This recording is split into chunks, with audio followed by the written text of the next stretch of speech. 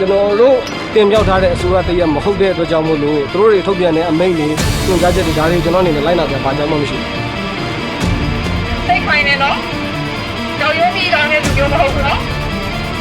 ဘာသာတယ်လာ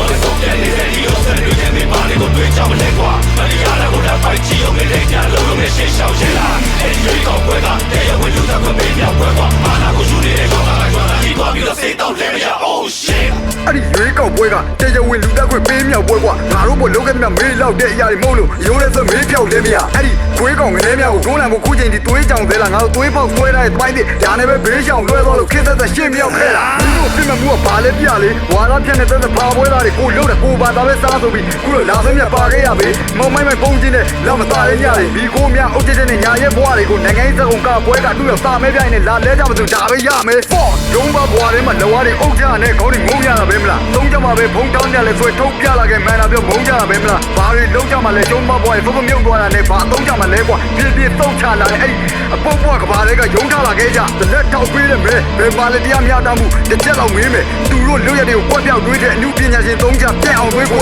မင်းတို့ကိုမင်းတို့တစ်ချက်လောက်တွေးလဲစူးနဲ့ဖက်ဘလိုပဲကြတာဖက်ပေါက်သေးတယ်လက်သားတမှာသွေးလက်တွေတိုးနေကြပြီဒီစစ်အာဏာကျုံထွက်ပေါက်ဝေးနေအဲ့ဒီလူသက်သက်တွေအတက်မွေးဖို့ငါတို့တွေတူကန့်ကွက်စေဘသူတဲ့ဘသူငက်ညံ့နေဆိုတဲ့ကောင်းတွေငါတို့ရွှေကောက်ပလာလူလက်ကန်းနေ Don't you the fuck boy I know you about to get pissed at me when I say you lost your ability cause I remember when we all together shout that fuck military 新的要把我们号召马到发开心把你的心你的所有个反思比接下去我刚才回到没有权利的心新的要把我们号召马到发开心把你的心你的所有个反思比接下去我刚才回到没有权利的心我的手边的人你有生日天没把那个对象们来挂那你家那个人快起用的人家老用的谁小些啦哎最高规格得要为留在快没秒规划把那个兄